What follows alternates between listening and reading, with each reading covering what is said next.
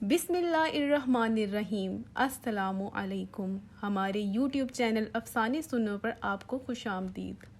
میں بہت غریب تھا۔ میری ٹیچر مجھے مفت ٹیوشن گھر بلا کر پڑھاتی تھی۔ ایک دن ٹیچر نے مجھے چائے میں پھٹکڑی ملا کر پلائی، جس سے پیتے ہی میں بے ہوش ہو گیا۔ جب میری آنکھ کھلی تو جو منظر میں نے دیکھا، توبہ توبہ۔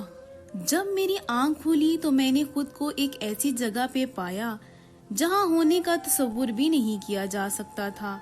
میں کتنی دیر سوچتا رہا تھا کہ میں کہاں ہوں، کیوں ہوں، ایسا کیا ہوا جو میرا سر اس قدر درد کر رہا تھا کہ کتنے ہی پل میں غائب دماغی سے چھت کو گھورتا رہا۔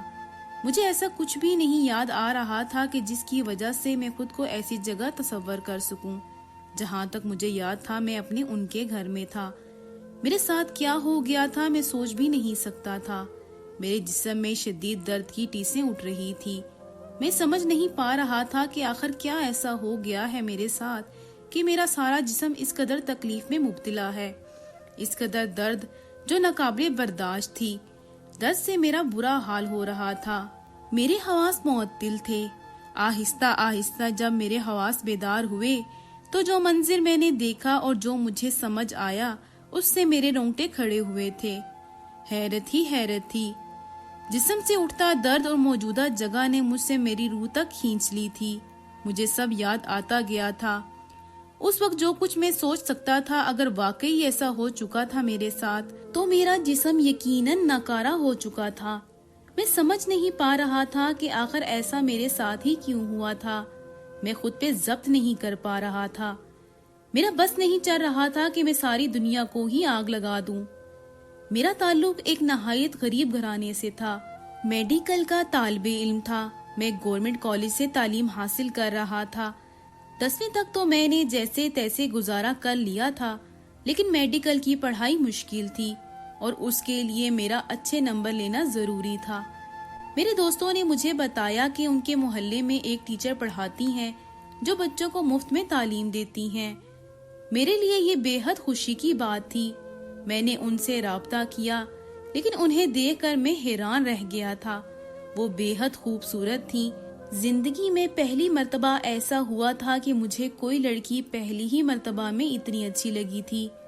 فیس کا انتظام نہیں کر سکتا، انہوں نے خوش دلی سے مجھے پڑھانے کے لیے حامی بھر لی۔ میں بہت خوش تھا۔ میرا خواب تھا کہ میں ڈاکٹر بنوں، اور میں سوچ بھی نہیں سکتا تھا کہ میرا خواب اتنی آسانی سے پورا ہو سکتا ہے۔ میں نے وہاں مفت میں پڑھنا شروع کر دیا تھا، اور ٹیچر جتنی خوبصورت تھیں مجھے اتنی ہی مشکوک بھی لگتی تھیں۔ ان کی آنکھوں میں اکثر نمی رہتی تھی، وہ اداس ہی لگتی تھیں۔ مجھے ان کے پاس جاتے ہوئے تقریباً 3 مہینے ہو چکے تھے۔ میری ان سے اچھی خاصی دوستی ہو گئی تھی۔ وہ میرے بارے میں سب کچھ ہی جان چکی تھی۔ ایک دن جب میں ان کے گھر پڑھنے گیا تو مجھے ان کے گھر سے کسی مرد کے چلانے کی آوازیں سنائی دے رہی تھی۔ میں سمجھ نہیں پا رہا تھا کہ وہاں چل کیا رہا تھا۔ ٹیچر نے تو یہی کہا تھا وہ اس گھر میں اکیلی رہتی ہیں۔ مجھے باہر کھڑے رہ کر تو کچھ بھی سمجھ نہیں آ رہا تھا، اس لیے میں نے ہمت کی اور گھر کے اندر چلا گیا۔ مجھے سمجھ نہیں آ رہا تھا، لیکن اندر جا کر جو کچھ بھی میں نے سنا تھا اس نے میرے پیروں تلے سے زمین کھینچ لی تھی۔ ابھی تو میں نے اپنی زندگی کے بارے میں سوچنا شروع کیا تھا، اور اتنی جلدی میرے خواب ٹوٹ گئے تھے۔ میں سوچ بھی نہیں سکتا تھا کہ میرے ساتھ ایسا کچھ بھی ہو سکتا ہے۔ مجھے اب اچھے سے سمجھ آ چکی تھی کہ ٹیچر مفت میں تعلیم کیوں دے رہی تھی، اور وہ بھی صرف لڑکوں کو، اور لڑکے بھی ایسے جو 10ویں یا 12ویں کے طالب علم ہوتے۔ میں اس دن وہاں سے واپس آ گیا تھا۔ مجھے سمجھ نہیں آ رہا تھا کہ کیا کروں۔ ٹیچر نے ہمیں دھوکہ دیا تھا۔ ہم سمجھ رہے تھے کہ وہ ہماری مدد کرنے کے لیے ہمیں مفت میں پڑھا رہی ہیں، لیکن اصل میں تو وہ اپنے مقاصد کو سر انجام دینے کے لیے یہ سب کچھ کر رہی تھی۔ کچھ دنوں تک میں نے ان کے پاس جانا چھوڑ دیا تھا۔ شاید مجھ میں اتنی ہمت باقی نہ تھی کہ اب میں دوبارہ ان کا سامنا کر سکتا۔ جانے کیوں، لیکن ان پہ مجھے غصہ آنے لگا تھا۔ ایک دن میں ایسے ہی کالج سے واپس آ کر سو گیا تھا۔ ابھی سوئے کچھ ہی وقت ہوا تھا کہ میرے گھر کے دروازے پر دستک ہوئی۔ میں حیران ہوا تھا کیونکہ اس وقت ہمارے گھر کوئی بھی نہیں آتا تھا۔ میں نے جا کر دروازہ کھولا تو میرا دوست تھا۔ उसे अंदर आने को कहा तो उसने कहा कि टीचर तुम्हारा पूछ रही हैं, तुम पढ़ने क्यों नहीं आ रहे। उसकी बात सुनकर मुझे उस दिन की सारी बातें याद आने लगी। उस मर्द की आवाजें, उसके अल्फाज मेरे कानों में हथौड़े की तरह बरस रहे थे। मैंने उससे कहा कि मुझे नहीं पढ़ना अब उनके पास, मैं खुद से तैयारी कर लूंगा, लेकिन वो अपनी बात पर डटा रहा। उसने कहा कि टीचर ने कहा है कि मैं तुम्हें लेकर ही आऊं। चारों न चार मुझे मजबूरन उसके साथ जाना था, वरना शायद टीचर को शक हो जाता। मैंने खुद को पुरसुकून किया। मुंह हाथ धोकर मैंने बैग उठाया और उसके साथ चला गया। टीचर के पास पहुंचकर देखा तो वहां कोई भी नहीं था। मेरा दोस्त भी मुझे टीचर के पास छोड़कर जा चुका था। मुझे हैरत हुई कि कोई भी नहीं है और मैं वहां अकेला था। कुछ पल के लिए मैं वाकई डर गया था, घबरा गया था। उस दिन टीचर और उस मर्द की सारी बातें सुन चुका था। शायद इस घबराहट और खौफ की वजह भी यही थी। मैं वापस आने के लिए अभी मुड़ा ही था कि बोतल के जिन की तरह वो वहां हाजिर हुई और उन्होंने मेरा हाथ पकड़कर मुझे रोक लिया। उनकी इस हरकत पर मुझे वाकई हैरत का झटका लगा था। एक झटके से अपना हाथ छुड़वाते हुए मैं उनसे दूर हुआ। मैंने हैरानगी से उनकी तरफ देखा तो वो वहीं सहन में रखी एक चारपाई पर बैठी और जोर जोर से रोने लगी। उन्हें इस तरह से रोता देखकर मैं डर गया था। अचानक वो इतनी बुरी तरह रोने लगी थी। मुझे समझ नहीं आ रहा था कि आखिर मैं क्या करूं। बड़ी मुश्किल से हिम्मत करते मैं उनके पास गया तो वो मेरा हाथ पकड़कर मजीद हिचकियों समेत रोने लगी। अब कि मुझे वाकई परेशानी होने लगी थी कि आखिर ऐसा भी क्या हो गया था कि वो इस तरह से रो रही थी। अभी मैं पूछने ही वाला था कि मैंने उन्हें कुछ कहते सुना। जो अल्फाज उन्होंने अदा किए थे वो सुनकर मेरा दिमाग सुन्न होने लगा था। मैंने एक झटके से उनका हाथ छोड़ा और उनसे कुछ कदम दूर हुआ। उन्होंने रोते हुए चेहरा उठाकर मुझे देखा तो उनकी आंखों में इल्तिजा थी, लेकिन जो बात वो कह रही थी वो तो मैं कभी मर के भी नहीं कर सकता था। मुझे समझ नहीं आ रहा था कि ऐसी भी क्या मजबूरी है उनकी जो इतना घनौना काम करने के लिए कह रही हैं। खुद पर काबू पाता मैं वहीं से चला आया। सारी रात आंखों में ही गुजरी। बार बार मेरे कानों में बस उनके वही जुमले गूंज रहे थे। हैरत के साथ साथ मुझे गुस्सा भी आ रहा था।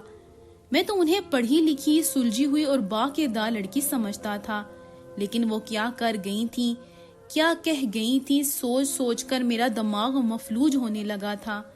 बड़ी मुश्किल से सब सोचों को दिमाग से निकालते हुए मैंने खुद को पुरसुकून किया और सो गया।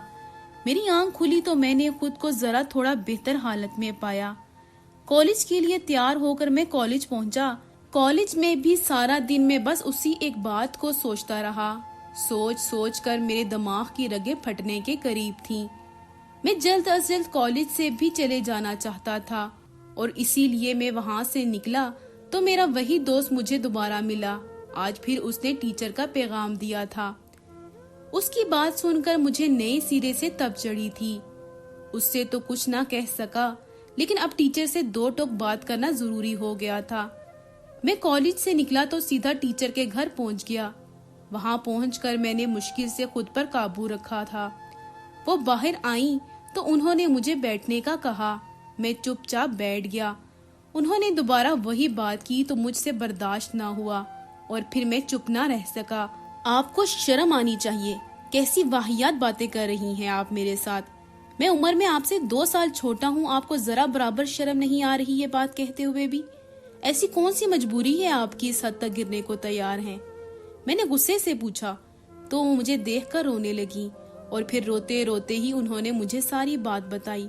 उनकी बात सुनकर मुझे हैरानगी ने आन घेरा था। वो इतनी तकलीफ में थी और मैं जाने क्या क्या सोच बैठा था। मैंने उनसे सोचने का वक्त मांगा था। उन्होंने मुझसे वादा लिया था कि मैं इस बारे में किसी को कुछ न बताऊं। उनकी कैफियत समझते हुए मैंने इस बात की हामी भर ली कि मैं ये बात किसी को नहीं बताऊंगा, क्योंकि फिलहाल मैं खुद भी इस हालत में नहीं था कि इस बारे में किसी को कुछ भी बता पाता। घर आकर मैं अपने कमरे में बंद हो गया। ये काम बेहद मुश्किल था और शायद गैर कानूनी भी। मैं समझ नहीं पा रहा था कि करूं तो क्या करूं। मैं वादा कर चुका था اسی لیے کسی کو کچھ بتا بھی نہیں سکتا تھا۔ اگر میں یہ کام کر بھی لیتا تو شاید میرا ضمیر ہمیشہ مجھے ملامت کرتا رہتا کہ میں نے یہ کیا کر دیا۔ سوچ سوچ کر میرا دماغ خراب ہو رہا تھا۔ سب کچھ وقت پر چھوڑتے میں نے خود کو نارمل کیا اور سونے کے لیے لیٹ گیا۔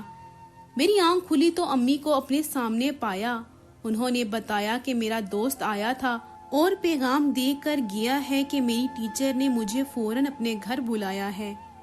یہ بات سن کر میرے ہاتھ پیر پھولنے لگے تھے۔ میں تو سب کچھ وقت کے حوالے کر کے سو گیا تھا اور صبح اٹھتے ہی مجھے یہ جھٹکا ملا تھا۔ میں سمجھ نہیں پا رہا تھا کہ اتنی اچانک کیوں بلا لیا انہوں نے۔ میں نے تو ان سے سوچنے کا وقت مانگا تھا۔ پھر ایسے اچانک تیار ہو کر میں ٹیچر کے گھر پہنچا تو آج پھر وہاں وہی مرد کھڑا ٹیچر پر چیخ رہا تھا جسے میں نے اس دن دیکھا تھا۔ اس دن میں حقیقت سے انجان تھا لیکن آج میں حقیقت سے واقف تھا۔ مجھے سب سمجھ آ گیا تھا کہ انہوں نے مجھے اتنی جلد بازی میں کیوں بلایا ہے۔ میں وہاں پہنچا تو ٹیچر نے روتے ہوئے فوراً میرا ہاتھ پکڑ لیا۔ اچانک سے ان کی اس حرکت پر میں خود بھی بوکھلا گیا تھا، لیکن سامنے والی کی نظریں ہمارے ہاتھ پر ہی تھیں۔ پلیز جو میں نے کہا تھا وہ کر لو، اس کے سامنے وہ سب کچھ بول دو۔ میں وعدہ کرتی ہوں وہ سب کو جانے کے بعد میں تمہیں آزاد کر دوں گی۔ بس ایک مرتبہ میری اس شخص سے جان چھڑوا دو۔ انہوں نے منت بھرے لہجے میں کہا تو مجھے مجبوراً ان کی بات ماننی پڑی، اور پھر میں نے وہ سب کچھ کسی رٹے رٹائے سبق کی طرح دہرا دیا جو کچھ ٹیچر نے کہنے کو بولا تھا۔ میری بات سن کر یقیناً سننے والے کو حیرت ہوئی تھی، اس لیے وہ آنکھیں پھاڑے مجھے دیکھ رہا تھا۔ اس کی آنکھوں اور اس کے چہرے کے تاثرات سے صاف ظاہر تھا کہ اس نے کبھی خواب میں بھی نہیں سوچا ہوگا کہ کوئی لڑکا اچانک اس کے سامنے ڈٹ کر کھڑا ہو جائے گا۔ لیکن ان کے اگلے عمل سے یقیناً میرے 14 طبق روشن ہو گئے تھے۔ وہ اچانک سے پر اسرار انداز میں مسکرانا شروع ہوا اور میری ٹیچر کے چہرے پر بھی ویسی ہی مسکراہٹ تھی جسے وہ کمال مہارت سے چھپا گئی تھی۔ لیکن پھر میں وہ سب کچھ دیکھ چکا تھا۔ مجھے حیرت ہوئی تھی کہ آخر وہ دونوں ایسے کیوں مسکرا رہے تھے۔ جیسے ہی میں نے اپنی نظریں مکمل طور پر ٹیچر پر مرکوز کی تو وہ پھر سے رونے لگی تھی۔ مجھے لگا شاید مجھے ہی کوئی غلط فہمی ہوئی ہے، کیونکہ ان کی تکلیف، ان کے آنسو مجھے جھوٹے تو ہرگز نہیں لگ رہے تھے، لیکن پھر بھی ایسا کچھ ضرور تھا جو غلط تھا، جو انہیں مشکوک بنا رہا تھا۔ اپنے فیصلے سے خوش تو میں پہلے بھی نہیں تھا، لیکن اب مجھے شک ہونے لگا تھا۔ وہ آدمی وہاں سے چلا گیا تو ٹیچر پھر سے رونے کا شغل فرمانے لگی۔ ان کے آنسوؤں میں درد واضح تھا، یا تو وہ ایک بہترین اداکارہ تھیں یا پھر واقعی وہ اتنی تکلیف میں تھی۔ میں فیصلہ نہیں کر پا رہا تھا۔ میرا دماغ مکمل طور پر 2 حصوں میں تقسیم ہو چکا تھا۔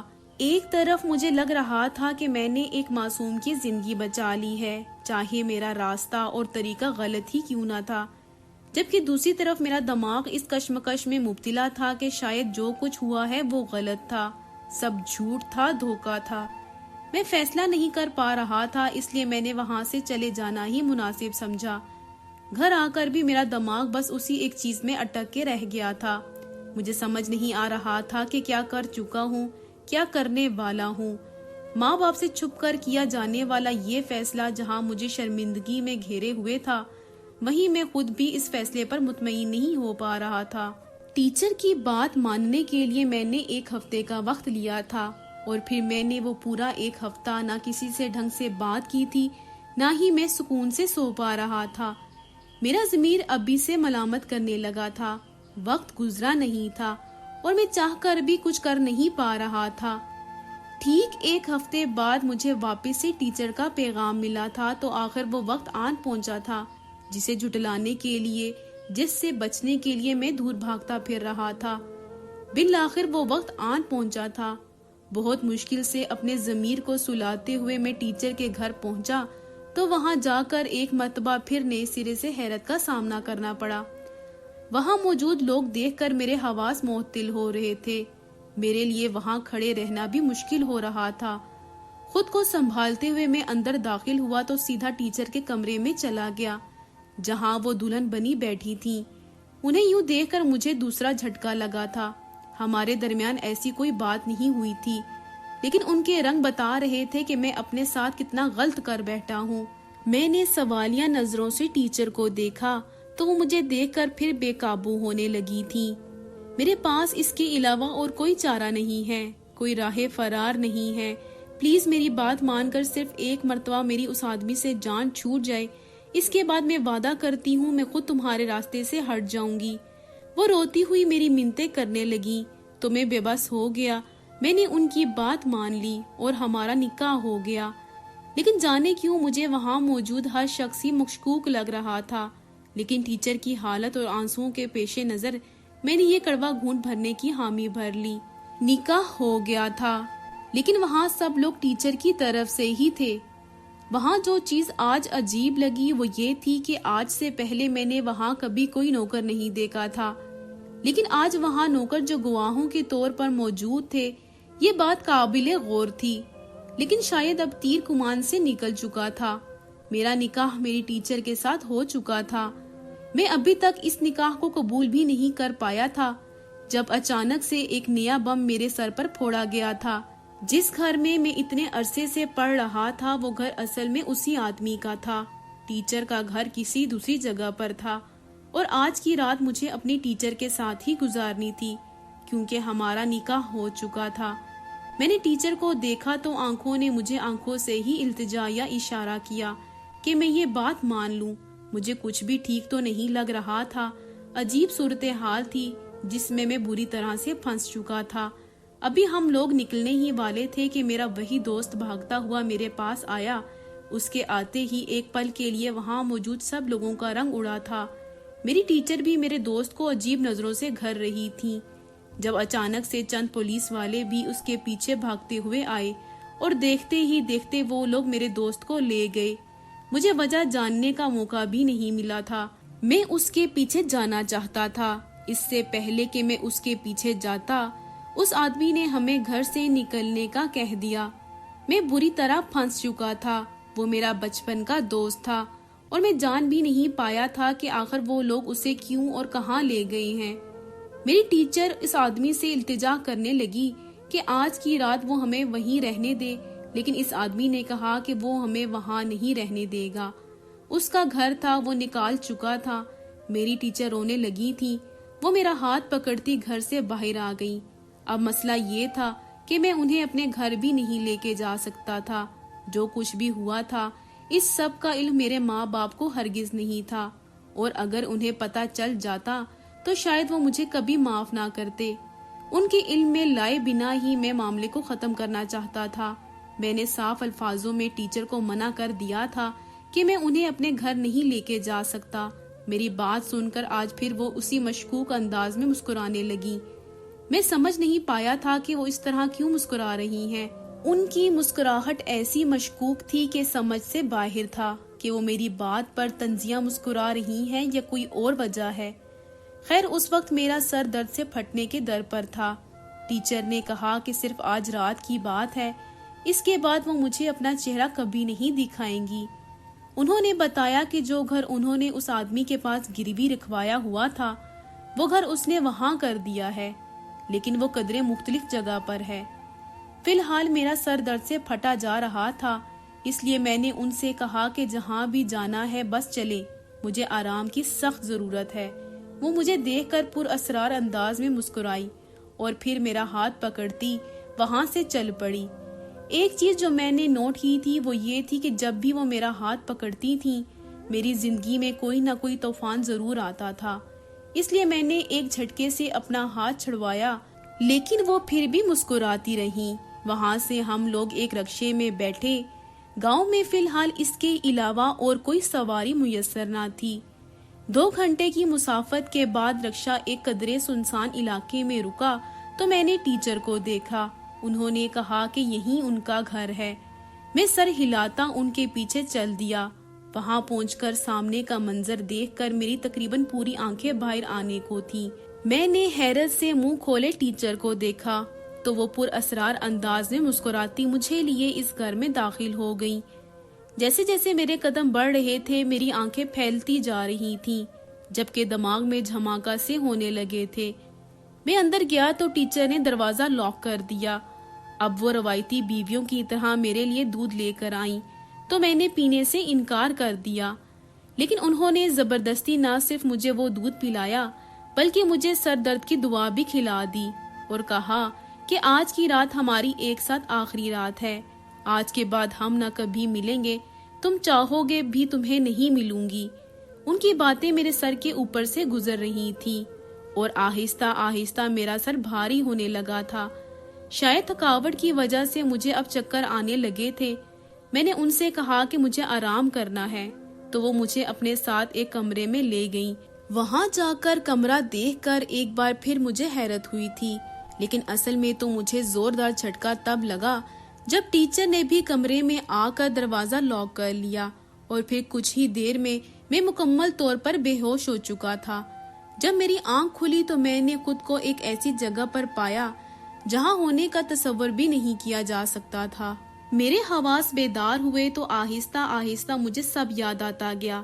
پہچاننے پر مجھے احساس ہوا کہ میں اس وقت ایک ہسپتال میں تھا۔ پیٹ کے نیچے ہوتا درد بڑھتا جا رہا تھا، لیکن میں سمجھ نہیں پا رہا تھا کہ آخر ہوا کیا ہے۔ میں کمرے میں تھا تو میں کمرے سے یہاں ہسپتال میں کیسے پہنچ گیا؟ میرا دماغ معاف ہو رہا تھا۔ سوچ سوچ کر دماغ کی رگیں پھٹنے والی تھی کہ آخر میرے ساتھ ہوا کیا ہے۔ ابھی میں مزید کچھ سوچ پاتا کہ مجھے وہاں ایک ڈاکٹر آتا دکھائی دیا۔ کیسا محسوس کر رہے ہیں اب آپ؟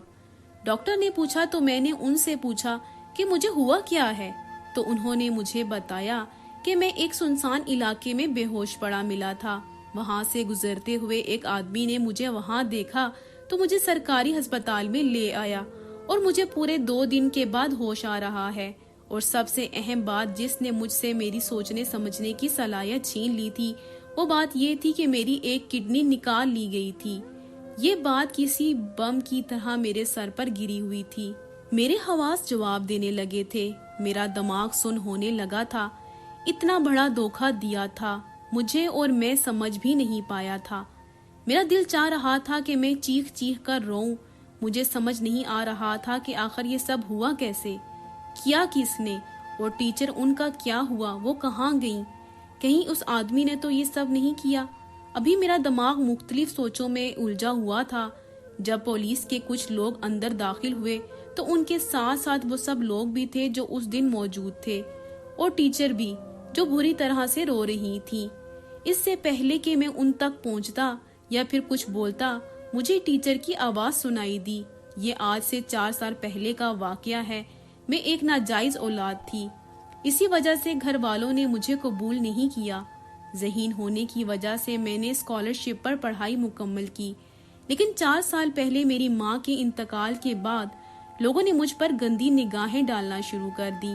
مجھ سے میرا گھر چھین لیا گیا، میں در بدر کی ٹھوکریں کھا رہی تھی۔